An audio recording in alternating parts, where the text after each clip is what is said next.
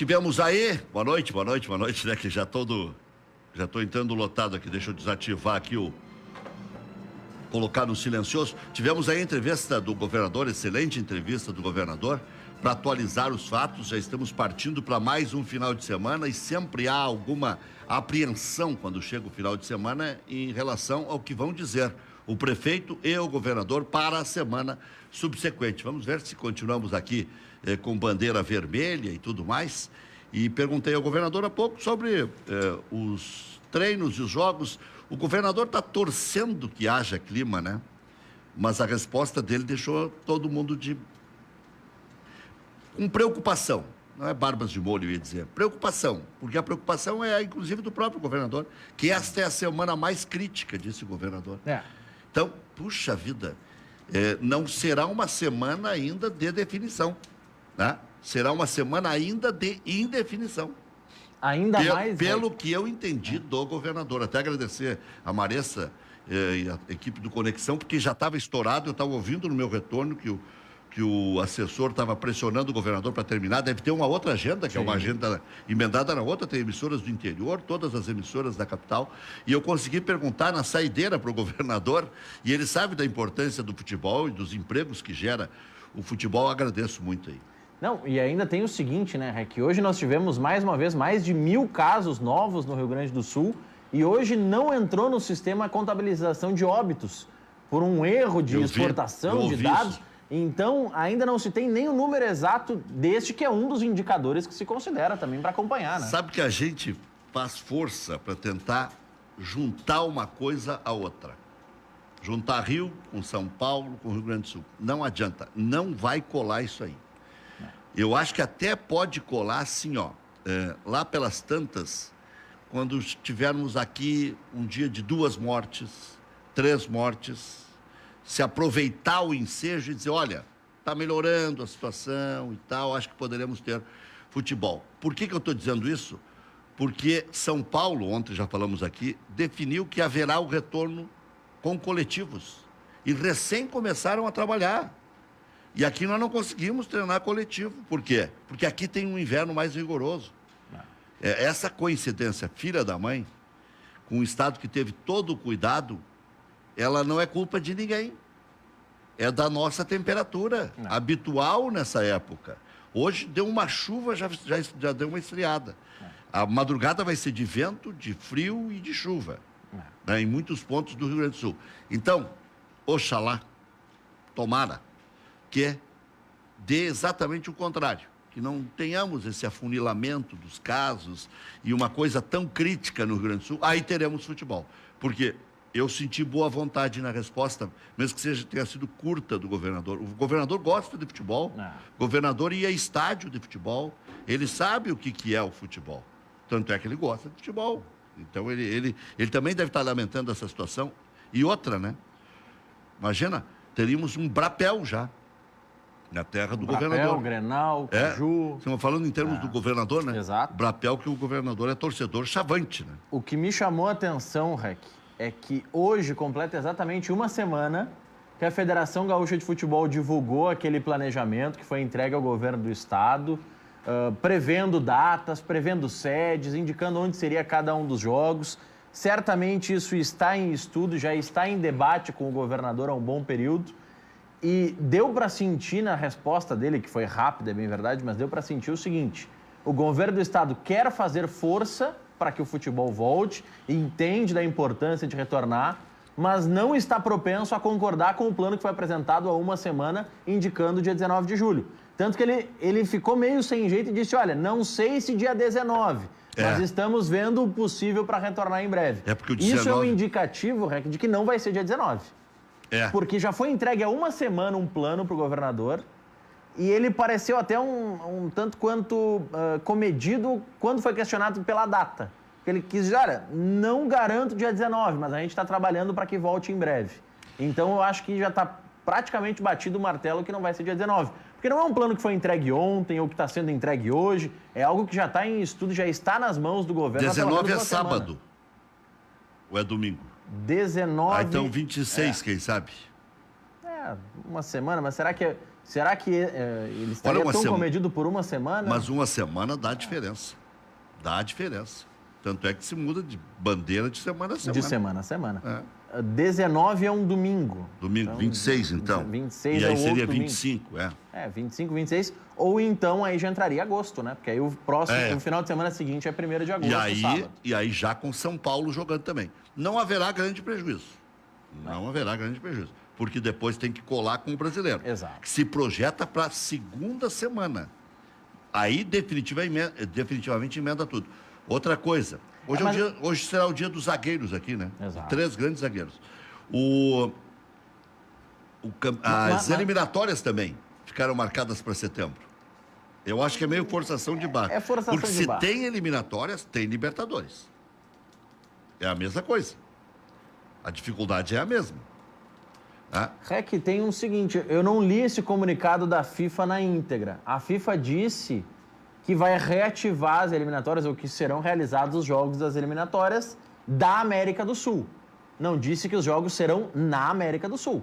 Porque os jogadores que jogam as nossas eliminatórias, 99% já está na Europa. Não, isso não tem. Não duvide. Não duvide. Não tem como, Por que eles vão vir para cá para jogar com portões fechados? Mas não são todos os países que têm a base de jogadores atuando na Europa. Olha. Venezuela, Equador, Se pegar a Colômbia. Base... O que é mais fácil, Rec? Levar 20 venezuelanos para a Europa ou trazer 80 jogadores, 100 jogadores da Europa para jogar aqui? Eu acho que não tem clima para fazer tudo na Europa. Então, vou te dar mais uma noticiazinha que não é das melhores.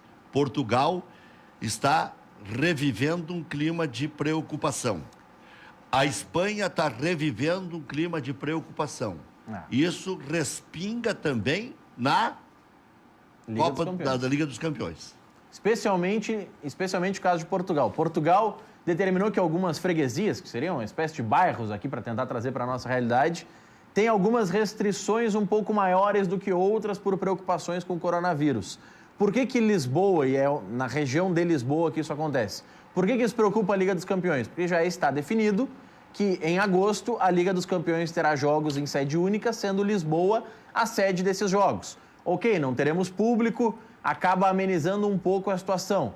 Mas, se os casos explodirem, se tivermos um aumento de casos, lembrando que Portugal nunca teve índices tão elevados quanto a Espanha, quanto a Itália, quanto outras nações europeias, Portugal nunca teve esse ápice de casos, assim como o Rio Grande do Sul não teve ainda esse boom de casos como nós já tivemos aqui no Amazonas, já tivemos no Ceará, estamos tendo ainda no Rio e em São Paulo. Portugal está mais ou menos na nossa situação, foi contornando, foi conseguindo fazer com que tivesse poucos casos, um número pequeno de óbitos, fez o confinamento antes do boom de casos, exatamente como nós fizemos. E por isso que eles estão se preocupando com o aumento agora, porque as pessoas saem mais, porque é verão e tudo mais. Por falar em aumento, aumenta a expectativa ao redor da finalização da transação Juventus com Barcelona, Barcelona com Juventus, Pjanic indo para o Barcelona e o Arthur indo para a Juventus, sendo que são 2 negócios descolados e colados ao mesmo tempo.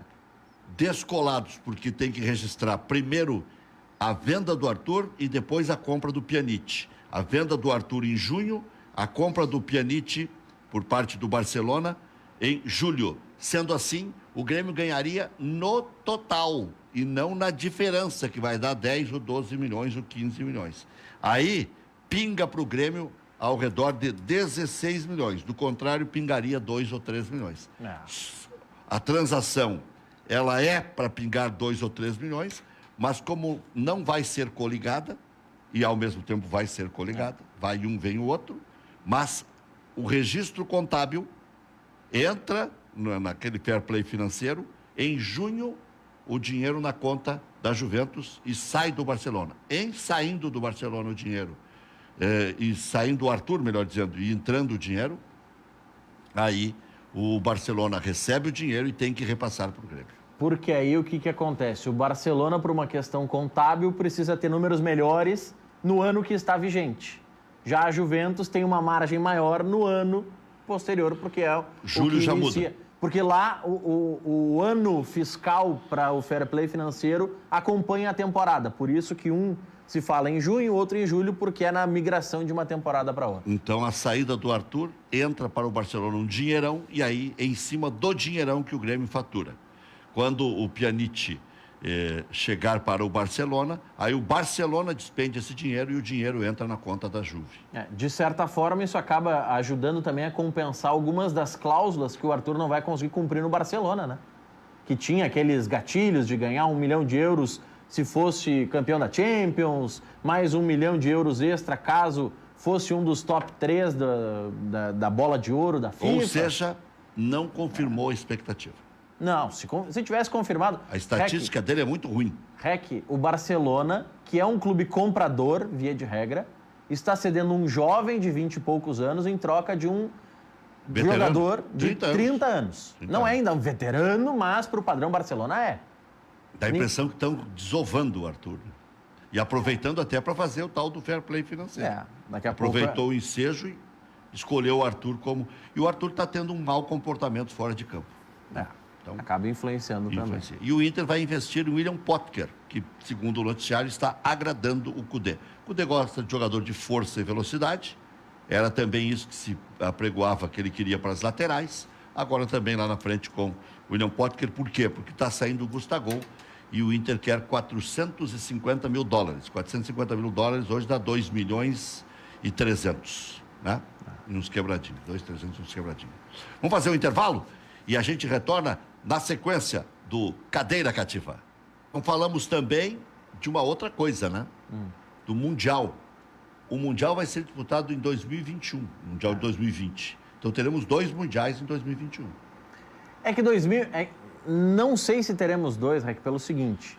O contrato da FIFA com a Alibaba, que é a empresa, enfim, de site de entrega de produtos e tudo mais... Alibaba, a Alibaba. Esse contrato exige... E os outros 40? Bom, pode estar do outro lado da negociação. Vai, ou já saíram também da FIFA. Mas o contrato com a Alibaba exige a realização do Mundial 2020, porque os direitos dessa competição foram vendidos já. E 2021 seria o novo formato já do Mundial. Então, o Mundial de 2021 não foi vendido ainda para ninguém, porque a FIFA não sabe quando vai adotar o novo modelo, se vai seguir com o modelo atual. Então, o Mundial 2020 vai acontecer por uma exigência contratual com o patrocinador. Senão a FIFA teria que devolver milhões ou pagar uma multa. Por isso que o de 2020 vai acontecer. Não significa que o 2021 também acontecerá, porque esse não foi vendido. Pode ser que eles chamem o de 2021 como, enfim, a edição 2020. Eles vão inventar alguma coisa para cumprir essa regra desse acordo comercial. É por isso que vai ter o desse ano no ano que vem. Ganhou corpo a especulação do Eric no Al-Ain, mas aí, de repente, pode nem entrar dinheiro para o Internacional. Pode ser um empréstimo, alguma coisa assim, né? E o jogo foi apresentado no Corinthians. Então, mesmo no meio do fogo cruzado, o Corinthians está sempre com um mês atrasado de salário, né? Sempre pagando um mês depois, né? O Internacional acho que vai entrar nessa aí também. Embora o Inter tenha feito uma negociação melhor, eu repito aqui, com os seus atletas, né? O Inter recebeu um perdão, né? Dá mais ou menos 15%, né? Porque é 25% em cima de 60%. Exato. Então dá 15%. Só não faz muitos cálculos assim, que já teve, a ex-presidente Dilma já teve confusão para explicar esse de 25%. Não, é que 40% eles já têm confirmado. Eles já garantiram para o futuro, né? Eu não sei se é reajustado ou não, vou descobrir isso aí. No Grêmio é. No Grêmio é tudo reajustado. Provavelmente tem correção monetária. É, correção. Não tem almoço grátis. Né? E no Inter os jogadores acabaram dando 15%. Né? Porque é 25 de 60. 25 de 60. Que é do restante, que é salário. O resto é direito de imagem. Só para entender. Por isso que dá 15. Então os caras vão dizer, mas ué, mas não era 25, virou 15. Né? Então, diga aí. Falando em contas de clubes, surgiu mais um gasto em casa de entretenimento adulto lá na gestão passada do Cruzeiro, viu? E botou mais um agora. Eles só estavam na zona, esses caras. Agora estão na zona zona do Meretrício antes. Depois foram para a zona do rebaixamento. Eles não saíram da zona nunca. E foi aqui, viu? Opa! Foi aqui em Porto Alegre, antes do jogo com o Inter na Copa do Brasil. É na casa da tia? Não sei em qual, mas é aqui, foi aqui. Foi em Porto Alegre antes da partida contra o Inter pela Copa do Brasil no ano passado. Opa! Não foi detalhado se o gasto Eles foi no foram cartão. lá desopilar, Maurício. Estavam no sufoco, estreia do Rogério Ceni, coisa.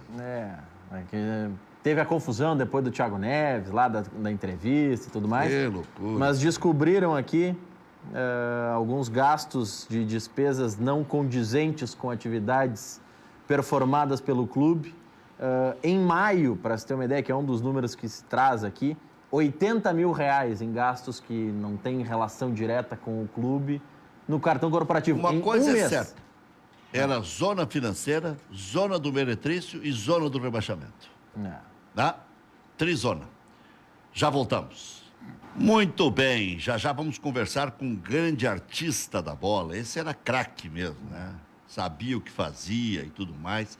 E só cresceu na carreira, tanto é que jogou até quando quis, né? Pelo baita nome que fez. Daqui a pouco vocês vão gostar. Conversar com esse grande zagueiro, grande sujeito também, e que eu tive o prazer de conhecer desde que antes dele começar no Internacional. Eu vi um jogo dele contra o Internacional. Comentei esse jogo ao lado do Haroldo de Souza em Brasília, uma goleada do Internacional para cima do Guará, 7-0 ou 7-1, uma coisa assim.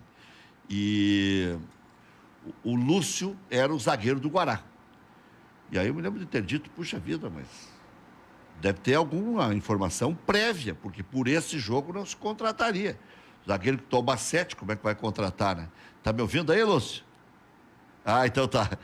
Eu achei que já estava no ar, então fiz toda essa introdução, mas depois eu repito, não tem problema.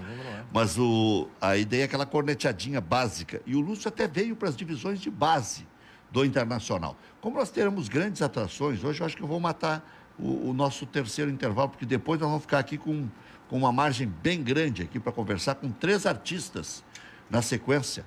Já que o pessoal está testando ainda mais um pouquinho o sinal do Lúcio aí, já não sei que é uma grande atração. É o grande Lúcio que vai falar conosco. Já voltamos. Então tá, vou repetir o que eu disse no começo aqui. Eu comentei jogo do Lúcio antes dele chegar no Internacional, aquele 7-0, 7-1 que o Inter tocou no Guará. O Lúcio era o zagueiro do Guará. E eu tinha conversado com um representante do Inter lá em Brasília, agora não me... eu acho que é Alberto, Almir, uma coisa assim. Eu sei, um sujeito tinha conversado com ele na pista atlética e ele disse que tinha bons jogadores, que ele estava observando. Aí terminou o jogo, 7-1, o Inter anuncia que vai contratar um zagueiro do Guará. Diz, mas não é possível. Toma 7 aí, o Inter contrata o zagueiro, deve ter alguma informação prévia aí, né? E depois nós vimos que a contratação era mais do que acertada, era uma contratação brilhante que o Internacional estava fazendo, como foi brilhante ao longo de toda a carreira. O Lúcio, que nunca se ouviu um A contra, né? Só a favor. Inclusive, um dos grandes artistas daquela Copa de 2002, a alavancada do Brasil para mais um título mundial. 3 Copas do Mundo, né? Bom, deixar que o Lúcio fale um pouquinho aí. Tudo bem, Lúcio? Como é que vai a vida? Boa noite, tudo bem? Prazerzão aí estar falando com vocês. Graças a Deus está tudo bem, né? Tirando aí esse incômodo aí dessa pandemia, mas a gente aí com responsabilidade, disciplina, estamos tentando, dentro do possível, aí fazer o melhor, fazer a nossa parte para ajudar a nossa família, ajudar o próximo. Mas graças a Deus a família está bem, eu estou bem e tudo está aos pouquinhos voltando ao normal. Agora, Lúcio, você chegou para o Internacional, estava recordando aqui, nem mesmo para os profissionais direto, né? Ficou um tempinho ali, né? Nem era júnior, era quase profissional, porque logo em seguida foi aproveitado já naquele time do Celso Rotti, né? Isso, foi. Eu cheguei para um ano de empréstimo, né, junto ao Inter, para a categoria de base, né? E na época o diretor era o Fernando Carvalho, e então eu tinha aquele período para mostrar, né, o meu futebol, aproveitar esse ano de empréstimo aí, mas graças a Deus deu tudo certo. A gente chegou ali em março de 97, né? Faz muito tempo, então consegui me adaptar bem, né? E rápido ao futebol, ao estilo do futebol gaúcho, à cultura. Também peguei, por sorte, um baita treinador, que era o Guto Ferreira, que era o treinador da nossa categoria, né? Então, isso me ajudou bastante. E logo em seguida, no mesmo ano, eu já estava subindo para fazer alguns treinamentos e cheguei até ao banco de reserva de alguns jogos do time principal. Mas naquela ocasião ali eu cheguei nos juniores, mas dou graças a Deus de ter ido para um grande clube, um clube que foi crescendo muito. Na nossa época a estrutura não é a mesma de hoje, mas era o suficiente para a gente conseguir viver bem e mostrar o nosso futebol. De seleção brasileira foram mais de 10 anos, né, Lúcio? Foram 11 anos, né? A minha primeira convocação foi em 2000, ainda jogando pelo Internacional, né? No time principal da seleção. Foi um jogo de eliminatórias contra a Colômbia, né? E o meu último jogo foi em 2011, né? Contra, se eu não me engano, o Gana. Então foram 11 anos bem aproveitado, de muita dedicação, de muita alegria, realização também de um sonho. Quando eu estava em 2000, junto com meus amigos e junto com a minha esposa e minha filhinha, tinha 2 aninhos, e a gente recebeu a notícia de que a gente foi convocado para a seleção brasileira. Então isso trouxe muita alegria, uma emoção muito grande na família, e para mim também em particular, né, um sonho que eu tinha, e com certeza que todos os atletas, jogadores de futebol, sonham em chegar em uma seleção brasileira, e eu consegui, né, jogando pelo Internacional, depois de um campeonato, durante um campeonato brasileiro muito bom que o Inter vinha fazendo no ano de 2000. Agora, Lúcio, você pegou vários técnicos ali, né? Porque não foi fácil nem classificar para aquela Copa do Mundo de 2002, né? E eu imagino que a cada convocação tinha aquela sensação: será que eu vou de novo? Será que eu vou de novo? Porque ali havia muitos craques, mas havia necessidade de chegar na Copa primeiro, né? Sim, foi muito turbulento, né? A nossa caminhada nas eliminatórias, né? Para você ter ideia, a minha primeira convocação foi com o Emerson Leão, né? E depois que entrou o Filipão, então a gente muitas vezes ganhava jogo em casa, perdia jogo fora e ficava naquela. Então o último jogo contra a Venezuela foi onde a gente carimbou realmente o nosso passaporte para a Copa, né? E que ganhamos, se eu não me engano, 3-0 o jogo aqui no Brasil contra a Venezuela. Então tem um lado que passamos por essa dificuldade, mas aquele grupo também soube tirar proveito dessa situação difícil, dessa dificuldade, que foi a motivação, né? A gente não querer passar por aquilo de novo, querer se preparar bem para chegar numa Copa do Mundo e fazer a diferença. Então, isso com certeza dificulta troca de treinador, troca de comissão, troca de estilo de jogo. Cada treinador tem uma filosofia, então isso dificulta. Foi bem turbulenta essa nossa eliminatória, mas graças a Deus deu certo, a gente conseguiu se classificar bem. E claro, um grande problema também para o treinador, né? Porque tinha muitas opções, né? Como sempre no Brasil, sempre vem surgindo e tem grandes craques, então sempre coloca uma dor de cabeça aí para os treinadores escolher os 23 da Copa do Mundo. Sempre aquela ansiedade, a cada convocação, mas depois era nome obrigatório, né? Depois de 2002, eu acho que ficou fora o quê? De quantas convocações? 4, 5, ou por estar lesionado, ou por fazerem experimentos, ou por ser seleção B, né? Nos jogos oficiais, foram raras as vezes que não foi convocado, né, Lúcio? Sim, graças a Deus eu tive uma boa adaptação junto, né, com a seleção brasileira. Também consegui desempenhar meu futebol muito bem, conquistar muitas coisas, claro, e conquistar o meu espaço dentro da seleção. Mas uma coisa que eu sempre tinha em mente cada convocação é um novo desafio para mim, porque eu acho que você não pode se acomodar por ter um tempo a mais na seleção ou por ter uma bagagem maior dentro da seleção brasileira, dentro do grupo. E eu, graças a Deus, nunca pensei assim. Então, acho que essa foi um grande trunfo para mim, foi ter essa mentalidade. Cada convocação era como fosse a minha primeira. Tinha que mostrar, tinha que trabalhar, tinha que ter seriedade, disciplina, compromisso, mostrar resultado.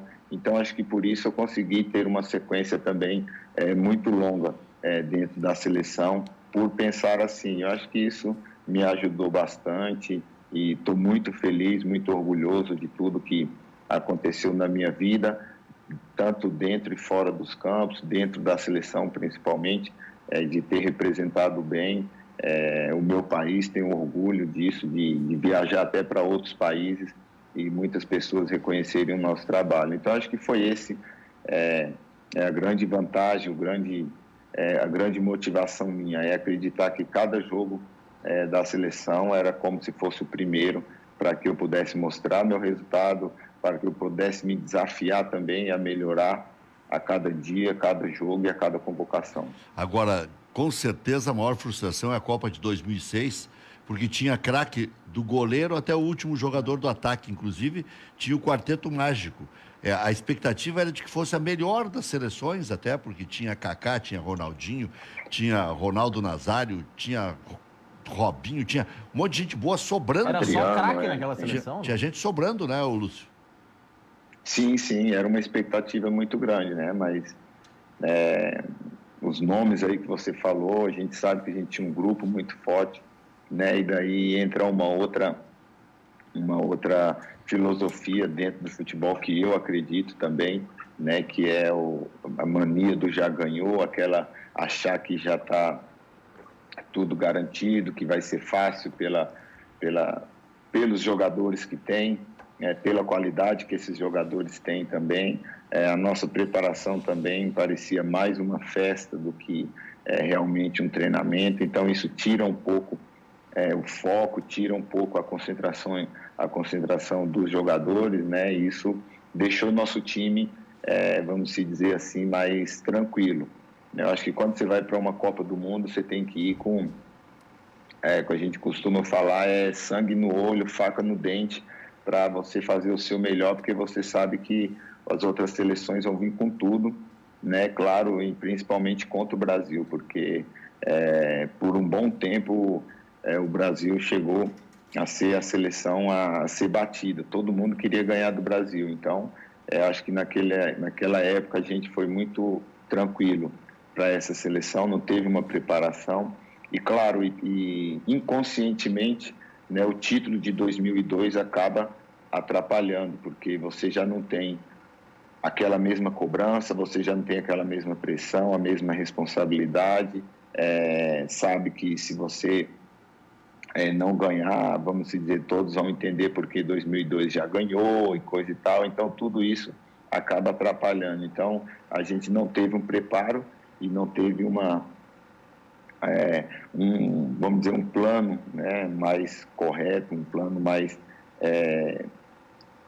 viril mesmo para colocar os jogadores na linha e a mentalidade dos jogadores na linha para saber que a gente poderia ser bicampeão mundial ali.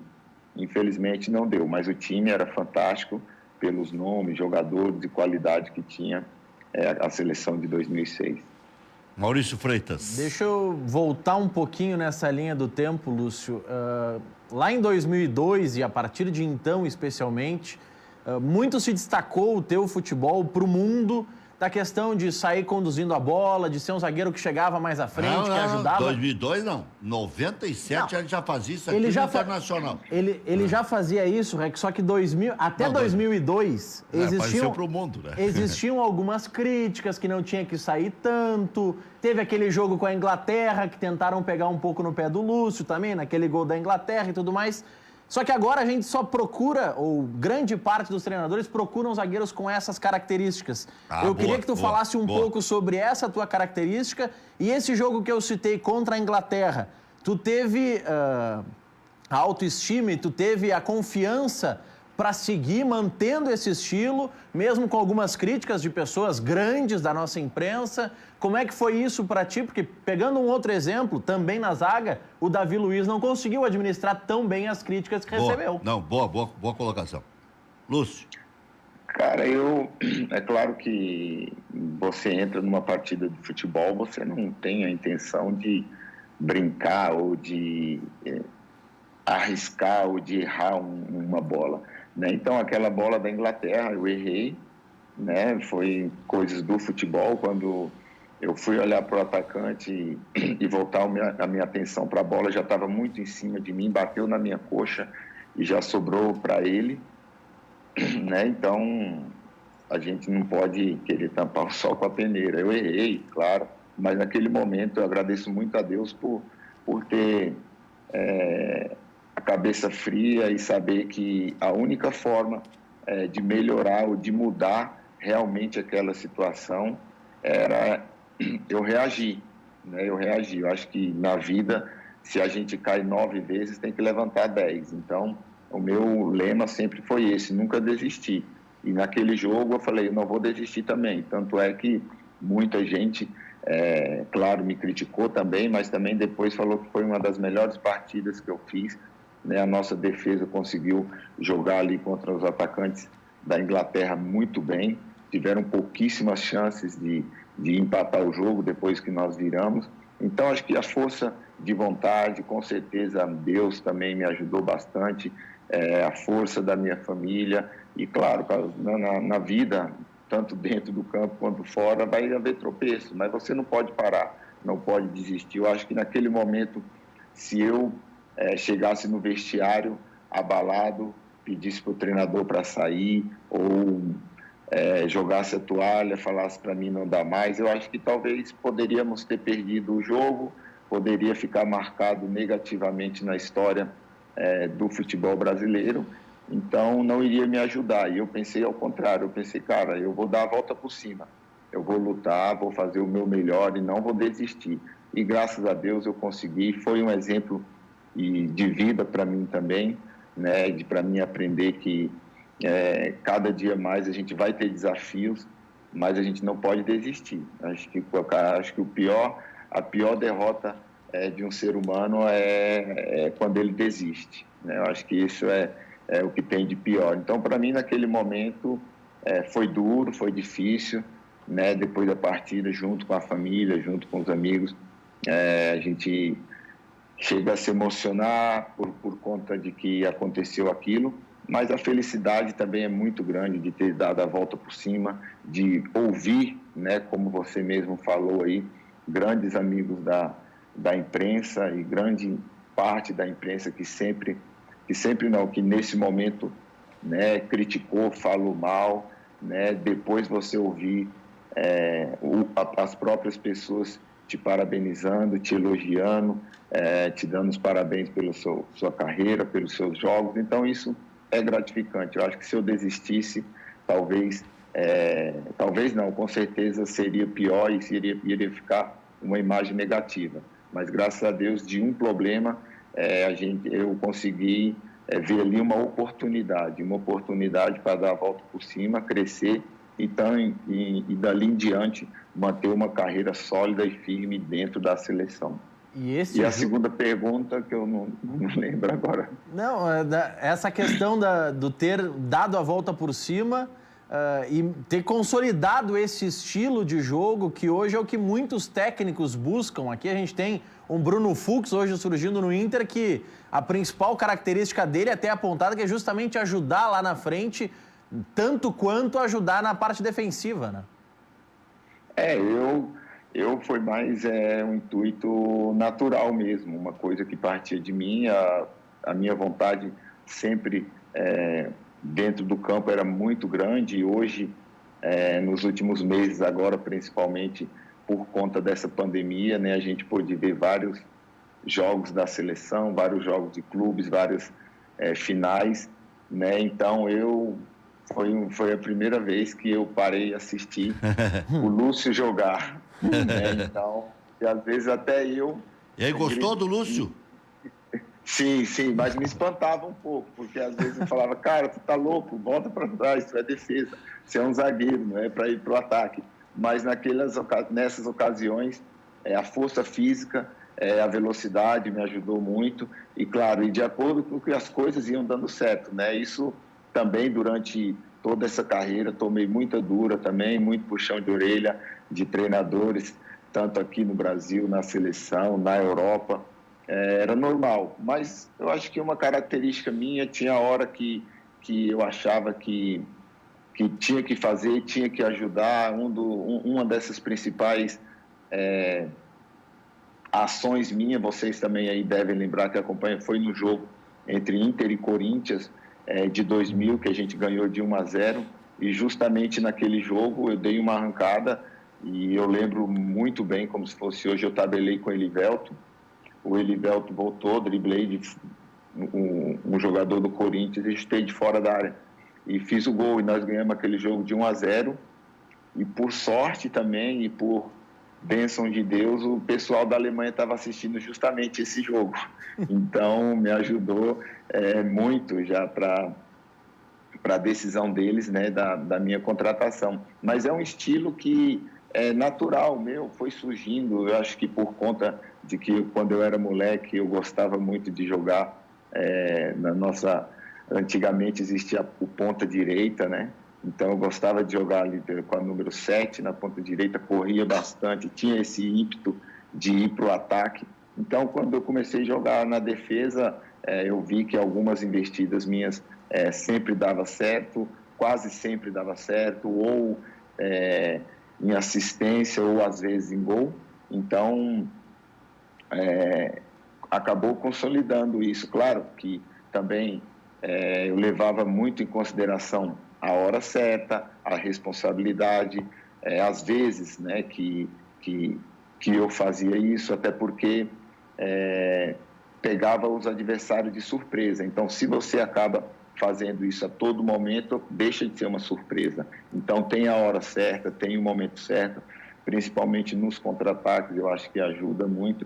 E, claro, e sem colocar em risco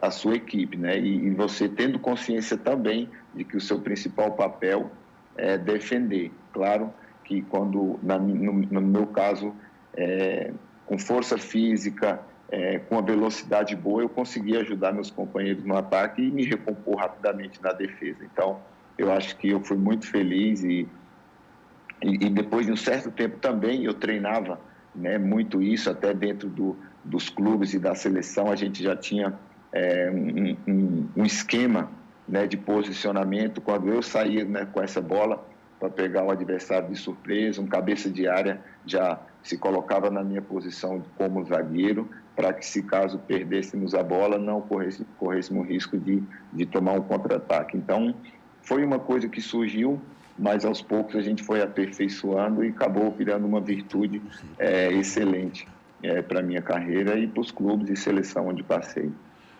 Lúcio, você estava naquele Inter e Cruzeiro em 2000? Sim, estava. Aquele foi um dos jogos que vocês certamente mais lamentaram também, né? Porque ali havia dificuldades para firmar o Zé Mário, tinha muitos jovens, teve o erro do Guerreiro, teve o erro do Rincon, um jogo acidentado, e eu estava lá em Belo Horizonte e eu lembro de ter... nós estamos até com 2 repórteres e um perguntou, acho que era o Luiz Henrique Benfica, perguntou para o Filipão, e o Filipão disse que foi injusto o resultado e que o Inter merecia ter passado lá em 2000. E vocês eram um time muito criticado, tinha um time muito criticado e tal, e aquele jogo poderia ser uma afirmação de uma garotada, né, Lúcio? E você ainda era garoto. Sim, era jovem, já estava com 22 anos, né? E o nosso grupo nosso time fez um jogo excelente, né? E realmente, aí, como mesmo você comentou, o Filipão reconheceu que foi um jogo injusto, porque nós tivemos, primeiro, uma chance clara, né, de ganhar o jogo, né, com o Rincon ali, e o nosso time estava jogando melhor. E depois, uma falha que acontece, né? Mas talvez se a gente não tivesse tido essa infelicidade, talvez a gente passaria pelo Cruzeiro, que também era um time mais forte, mais experiente, e o nosso time era bem mais jovem, mas eu acho que aquele time tinha uma característica que todo mundo poderia ver, que precisava de jogadores mais experientes, e também o Zé Mário conseguiu, né, dentro das limitações dele e dos jogadores que tinham no Inter, fazer um bom trabalho. Ele é um cara que também foi importante para a minha carreira, porque naqueles momentos ali já tinha sondagem de clubes brasileiros, de clubes da Europa, então isso na cabeça do jogador acaba, se você não administra bem, pode acabar te atrapalhando e te levando à frustração, a ficar chateado, a ficar triste. Isso reflete no campo, seu desempenho vai cair. Eu lembro que conversas que eu tive com ele, onde ele falava que na hora certa, no momento certo, eu iria saber escolher a melhor opção, né, a melhor alternativa para a minha carreira,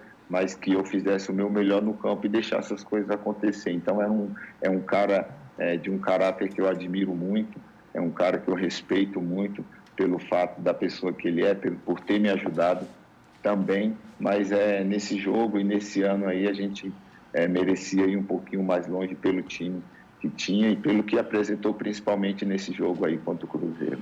Lúcio, quem foi o zagueiro que você viu mais qualidades, que jogou a seu lado? Você jogou com o Roque Júnior, com Juan, com vários outros zagueiros, né? Não vou ficar aqui citando todos, quero que você cite, não eu, né? Quem você acha que tinha mais qualidade técnica, quem se completava melhor com você? E fale um pouquinho também sobre a parceria com outro zagueiro, que na verdade não jogou contigo, até não sei se não jogou, mas Sandro Becker, né? Uma grande figura, né? Sim, ele é um amigão, a gente começou junto aí no Internacional, ele estava encerrando a carreira dele, né? Eu estava sem assessor e tal, então a gente criou uma amizade muito grande e isso perdurou por muito tempo, né? Agora não mais, porque depois de tempo fui para a Itália, comecei a viajar muito e depois já foi chegando no final da carreira, mas é uma grande pessoa, me ajudou muito, um cara também de um caráter muito bom, uma pessoa que me ajudou muito na carreira, muitos conselhos, experiente também, pôde me ajudar muito. Mas o meu parceiro com quem eu joguei mais tempo também foi o Juan, e para mim é o que nós se completávamos, né, pela técnica, pela qualidade que o Juan tem. Vocês conhecem muito bem também, por ele ter jogado aí no Internacional, pôde ver de perto.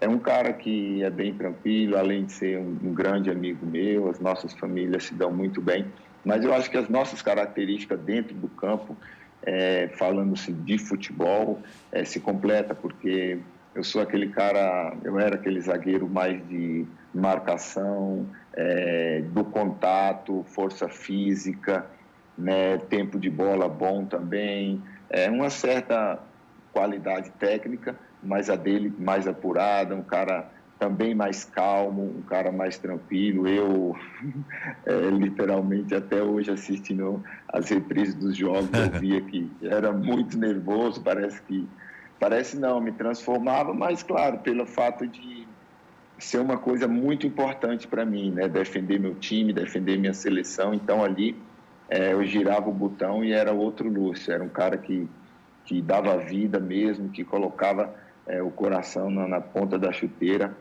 para defender suas cores. Então isso completava, porque o Juan já era um cara mais calmo, mais tranquilo, mais técnico, tem uma visão de jogo muito boa, né? Um posicionamento excelente. Então essas características dele, juntando com a minha, a gente se completou muito bem, onde a gente conseguiu títulos pela seleção, onde a gente conseguiu grandes desempenho no Bayer Leverkusen, onde a gente jogou junto. Então, acho não, para mim, o Juan foi o grande companheiro assim na minha carreira. Se fosse escolher para morar, moraria na Alemanha ou na Itália?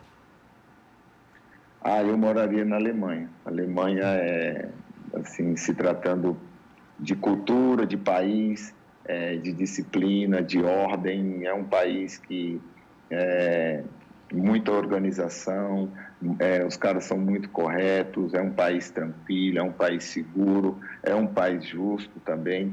Então, meu filho, né, que hoje tem 18 anos, e a Valentina, de 13 anos, nasceram na Alemanha, né? O João em Leverkusen, a Valentina nasceu em Munique, só a Vitória, a mais velha, que nasceu aí em Porto Alegre, é gaúcha. Tem 4? Então, não, 3, Vitória, João e Valentina. Tá.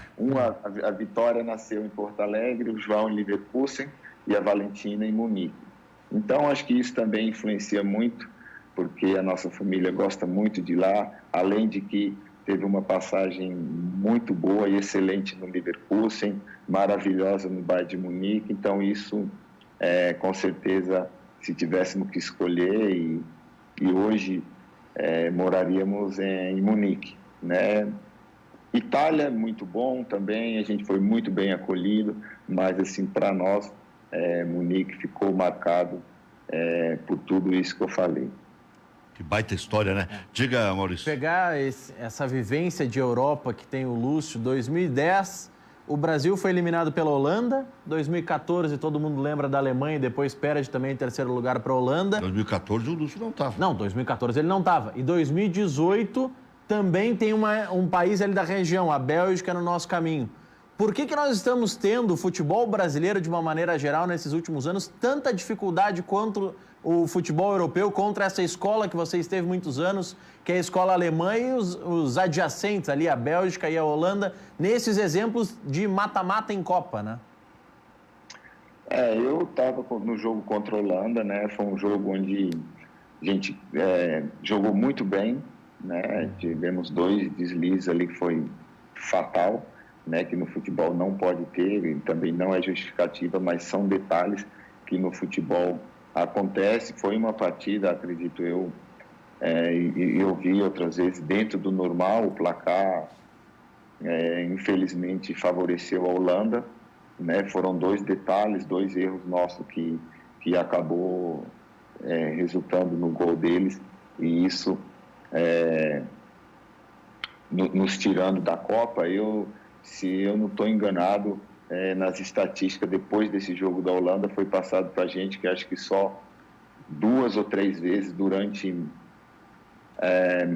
os 4 anos, né, que foram no comando do Dunga, foram 2 ou 3 vezes somente que o Brasil tomou uma virada, né, e uma dessas foi nesse jogo da Holanda. Infelizmente, coisa do futebol, eles conseguiram aproveitar melhor as chances, né, e fazer o jogo. Em 2014, né, a gente não precisa nem detalhar muito, infelizmente essa tragédia aí do 7-1 vai ficar para a história, já está para a história, né, uma coisa muito ruim, muito triste, porque o Brasil jogando no seu país, assediando a Copa, com a torcida em peso, família do lado,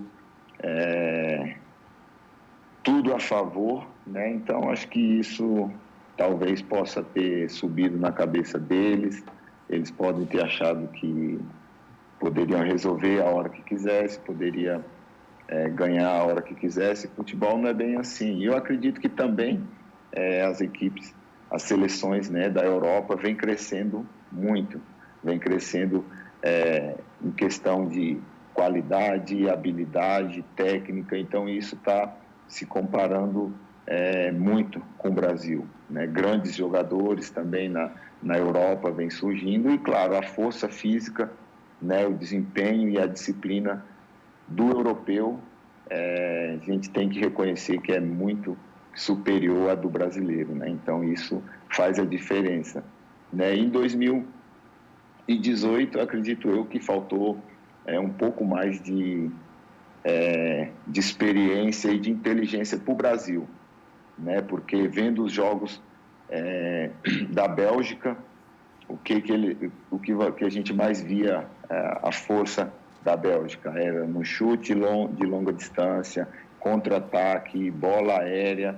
Então o Brasil acho que não teve tanta essa preocupação de neutralizar os pontos mais fortes da Bélgica. Então foi nesses pontos, né, em 2 desses pontos aí que eu citei, que na minha opinião eram os pontos mais fortes da Bélgica, o Brasil acabou tomando os 2 gols. Foi uma bola aérea e depois um contra-ataque, né, que o jogador da Bélgica conseguiu acertar. Acho que o De Bruyne conseguiu acertar um belíssimo chute. Também nenhum contra-ataque, né, onde o Brasil estava com a bola atacando e tomou o gol. Então, acho que em 2018 faltou um pouco dessa inteligência, até tática, para poder neutralizar a Bélgica, né? Então, os europeus estão crescendo muito, estão se igualando, e a gente vê aí, né, então, a Alemanha, França, sendo campeãs mundiais. Então, o Brasil tem que também começar a crescer também, a melhorar muito para não ficar na fila aí novamente por muito tempo. Agora, o que teve de técnico, o Lúcio, é brincadeira, né? Um tá te mandando um abraço. Cassiá Carpes, que foi seu técnico no Internacional, se eu não estou enganado, Sim. em 98. Vocês arrancaram aquele Sim. campeonato brasileiro ganhando do Grêmio de 1-0, e o Cassiá era o técnico do Internacional. Sim. E eu acho que você pegou o Chapinha também, né? O Otacílio. Sim, peguei. Né? Porque em 98 e 99 foram 2 anos também muito turbulentos lá no Internacional. Em 99 a gente quase caiu, né, para a segunda divisão, para a Série B, por conta disso, né? Tava uma instabilidade, uma troca de treinadores muito grande. Bom, Lúcio, o melhor técnico que você já teve, e até quero fazer um comentário aí sobre a sua análise das Copas. Aliás, muito bem feita a análise. O Parreira, ele ganhou a Copa de 70, junto com o Coutinho, com o Admildo Chirol, que era o chefe da preparação física, ele já estava lá. Em 94, ele recuperou a hegemonia para o futebol brasileiro, lá nos Estados Unidos, com uma tática de emergência e tal, e o Brasil conseguiu ganhar aquela Copa, precisava ganhar, eram 24 anos. E tem os 2 acidentes, né? Onde ele está presente também. 2006, que você disse que faltou um pouco de concentração, que houve até uma comemoração antecipada e não é assim que se faz. E 2014, quando tudo estava à feição, ele também estava aqui e falava muito em favoritismo. Você acha que isso aí teve algum peso, né? Que faltou um pouco de pulso também para o Parreira, em especial, que é um grande técnico. E quem foi o melhor técnico da sua longa trajetória no futebol, para a gente encerrar a nossa conversa aqui? Não, o Parreira, sem dúvida, é um cara de um caráter muito bom. Ele é um bom treinador, né? Um campeão também, isso a gente tem que reconhecer. Mas as coisas evoluem, né? O futebol evolui e os treinadores também têm que evoluir, comissão técnica, preparação física. Hoje a gente consegue ver o tanto que a ciência, que a tecnologia, que os suplementos ajudam, né, os atletas, ajudam as equipes, né, e as seleções. Mas, na minha opinião, acho que faltou um pouquinho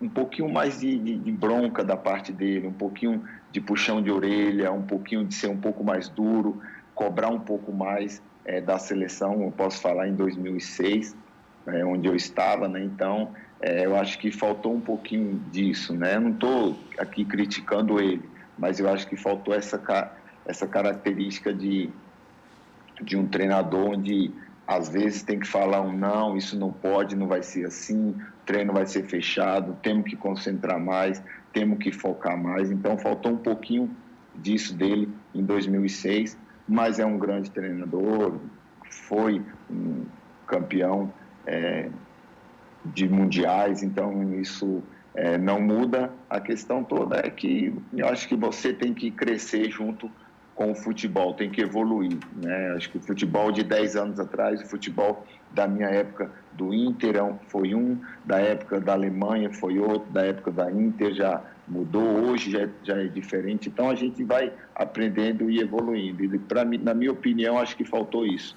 Um pouquinho, ele ser um pouquinho mais duro, cobrar um pouquinho mais daquele grupo de 2006, que estava muito à vontade, estava bem relaxado. Então, acho que esse foi o grande problema de 2006. E, para mim, o melhor treinador, né, eu tive vários treinadores excelentes, de grandes níveis, mas, para mim, o José Mourinho é o número 1. Ele é um cara que tanto dentro do campo quanto fora, ajuda a equipe muito bem, defende muito bem seus jogadores, seus clubes, por onde ele vai. É um cara que fala a verdade diretamente para você, que é uma coisa que eu acho muito importante, né? Que muitas vezes o treinador vai lá e solta uma letrinha na imprensa, solta uma palavra, uma indireta, né, para tal jogador, ou para o time, ou para isso, e ele não faz isso. Isso me admira, que ele chega e fala diretamente com você. Eu fui um dos que mais tomei bronca dele em 2010, por conta dessa minha característica de sempre sair jogando, sempre tentar roubar a bola do atacante e sair dominada para que a nossa equipe pudesse ter o controle do jogo. Então, isso ele cobrava muito de mim, mas me ajudava muito, porque foi um cara que falou para mim que me contratou não somente para jogar uma temporada ou para ganhar um campeonato italiano. Ele já tinha planos, né, mais longe, de ganhar uma Champions League. Então, ele foi um cara que me motivou, me deu muitas broncas. Eu acho que as broncas dele, a motivação dele me ajudou muito, que nesse ano a Inter ganhou tudo, né, que jogou, a gente única equipe italiana que conseguiu a tríplice coroa. Então, isso tudo, para mim, o grande pilar daquele time foi o José Mourinho. E sem contar que, apesar das broncas, do puxão de orelha que ele me deu, me ajudou, né, nesse ano aí de 2010, né, tá entre os 11 melhores jogadores do mundo escolhido pela FIFA. Então, cara, você vê que muitas vezes o melhor treinador não é só aquele que vai passar a mão na sua cabeça e falar que está tudo certo, e falar que você errou, mas está bom e coisa e tal. Não, tem hora que tem que agir como um pai mesmo. Tem que brigar, tem que puxar a orelha, tem que falar que está errado, tem que falar que não pode fazer. E foi isso que aconteceu ali na Inter de Milão, tanto comigo quanto com os outros jogadores também. Ele dava bronca no Eto'o, ele dava bronca no Schneider, no Milito, falava com o Zanetti abertamente. Então, é um cara que conseguiu conquistar muito bem os jogadores e conseguiu, né, ser sincero, ser verdadeiro e ser um cara justo com todos ali na Inter de Milão. Eu acredito que foi isso que fez a diferença para a Inter de Milão de 2010 marcar uma história brilhante no futebol. Já vamos conversar com outro grande zagueiro, vice-campeão da América pelo Grêmio, o Teco, mas só para passar a régua, até para tu venderes o teu peixe. O que você está fazendo na vida atualmente? Onde é que está morando? O que pretende para o futuro? Você ainda é sócio desse hotel aqui de Viamão, o Vila Ventura, não era sócio, era acionista. Só para passar a régua em 1 ou 2 minutos, e o Maurício emenda a última aí. E nessa campanha que o Lúcio citou, a Internacional eliminou o time do Didier Drogba, o Chelsea eliminou o Barcelona do Messi. Então, uma campanha bem interessante. Como você foi um zagueiro de destaque, hoje, quais zagueiros do Brasil se destacam, na tua opinião, Lúcio? Então, para passar a régua, Lúcio. Então, cara, não sou mais acionista no Vila Ventura. Muito legal, um hotel bom, mas não faço mais parte. Hoje eu estou em Brasília, né, por conta da pandemia, onde a gente tem uma casa. É um lugar mais tranquilo, né, um lugar mais sossegado para a gente poder passar a nossa quarentena com mais segurança, com mais conforto, tanto para mim quanto para a minha família.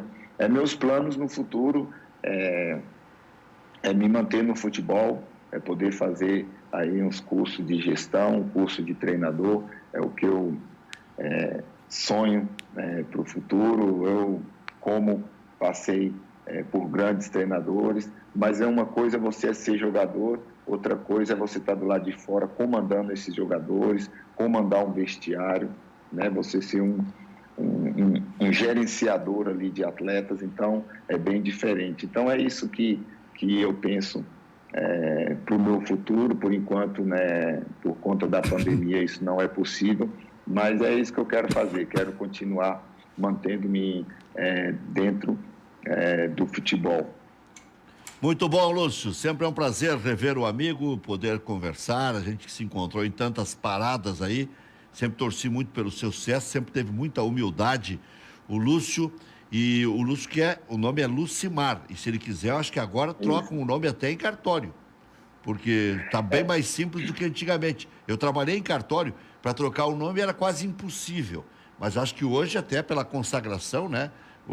Até o próprio ex-presidente da República colocou o Lula no nome.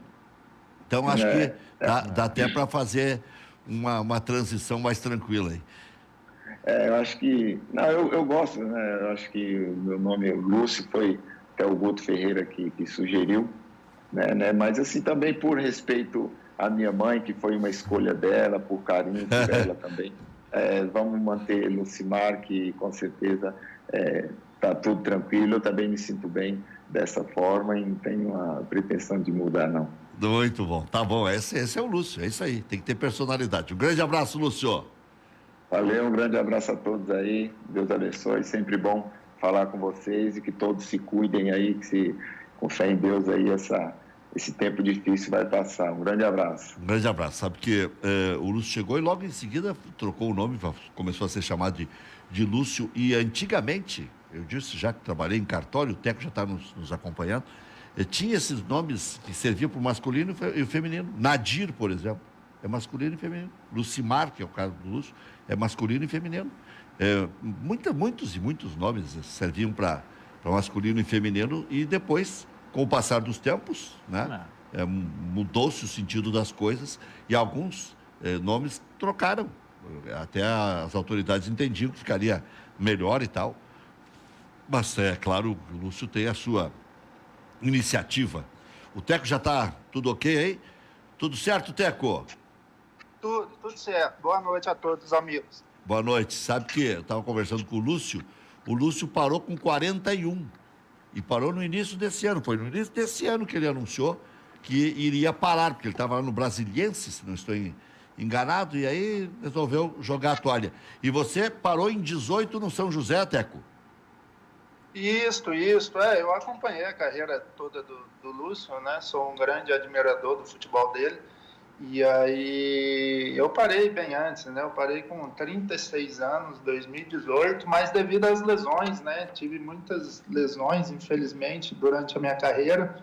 E aí chega um momento que você tem que decidir, né? Melhor, já não estava aguentando mais, recebendo muitas infiltrações no joelho para poder jogar, não estava treinando durante a semana, né, só jogando.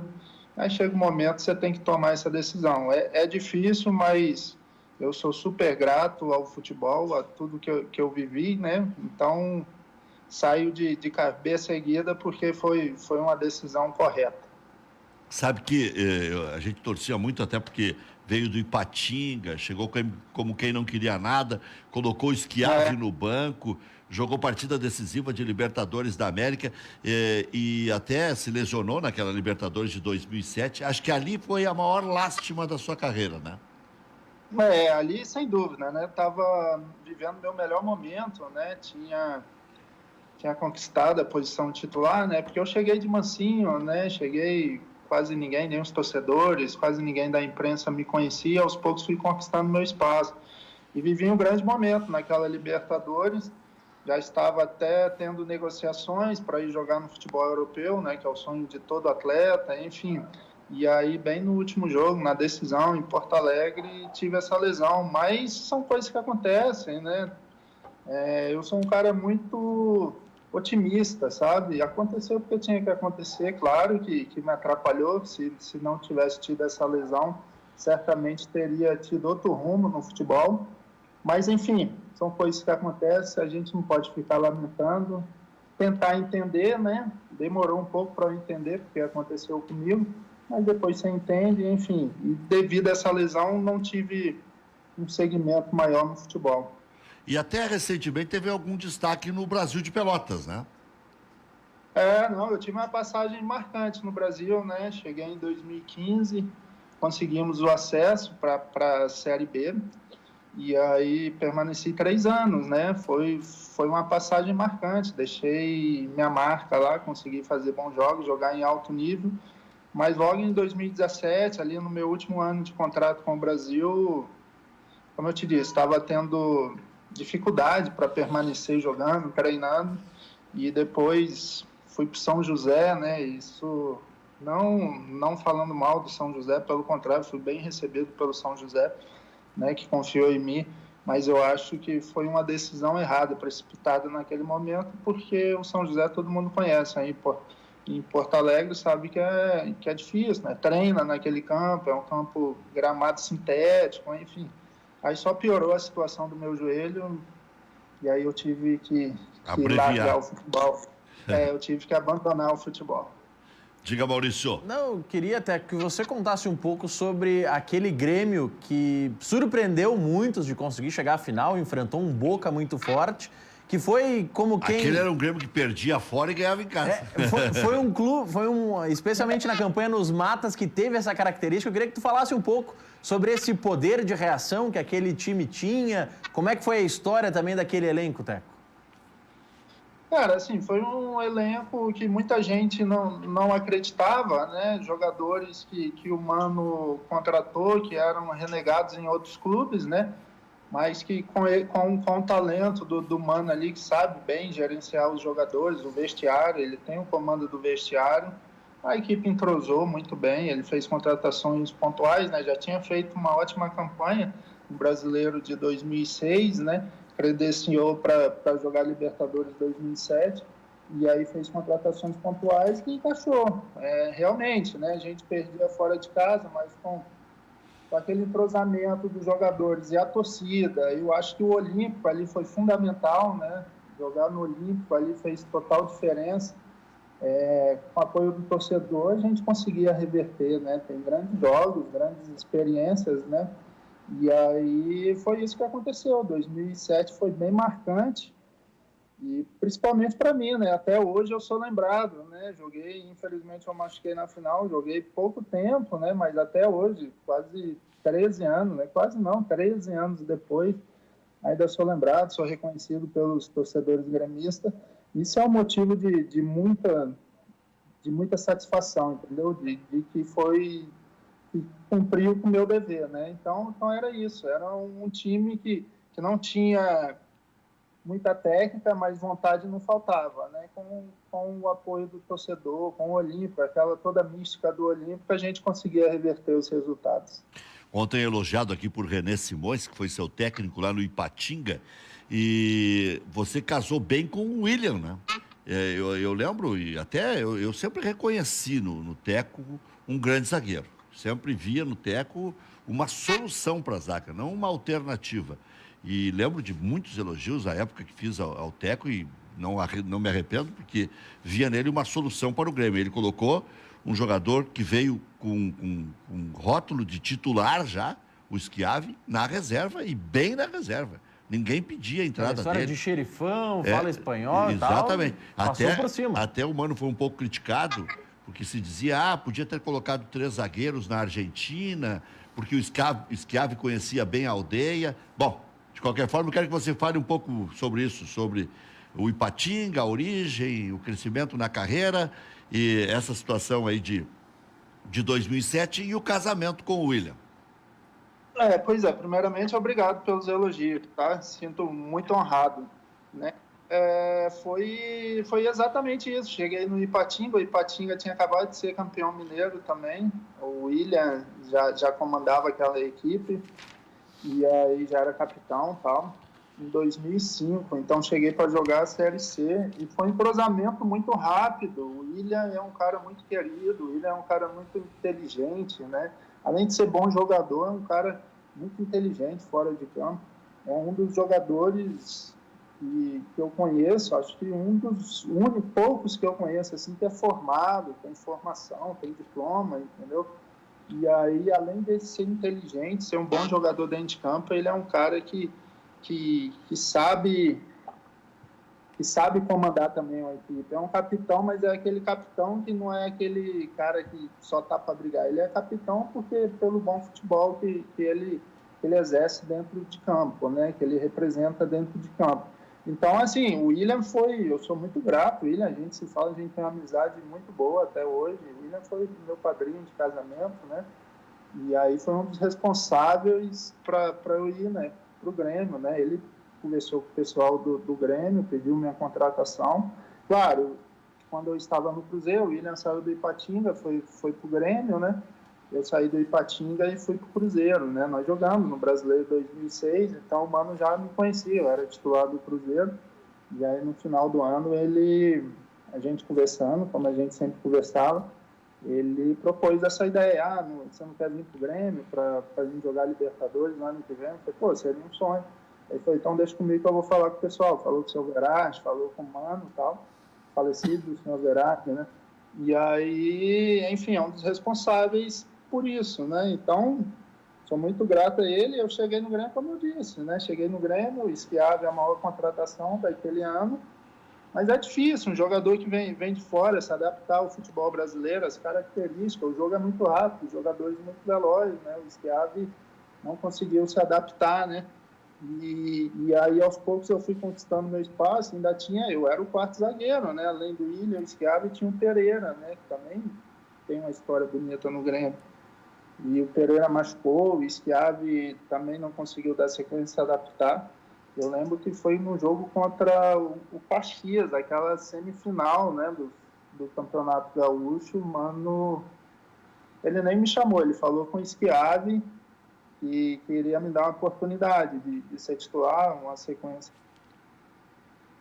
uma sequência de 3 jogos. Eu, enfim, aproveitei a oportunidade e foi isso, né? Fiz uma grande história, mas infelizmente que foi, claro, abalada por uma lesão, mas que me deixa muito, muito feliz por tudo que eu vivi nesse ano de 2007. Grande abraço, Teco, sucesso.